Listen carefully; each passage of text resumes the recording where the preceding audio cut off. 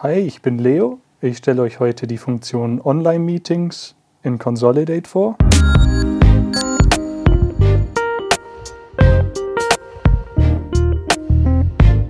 Das ist ein Zusatzmodul in Consolidate.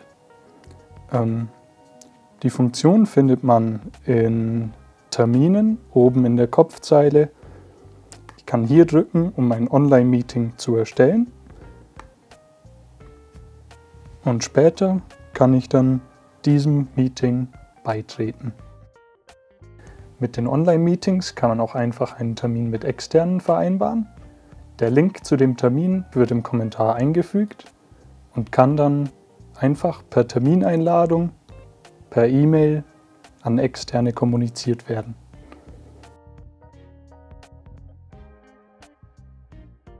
Ich verwende diese Funktion täglich, um Termine mit meinen Remote-Kollegen auszumachen.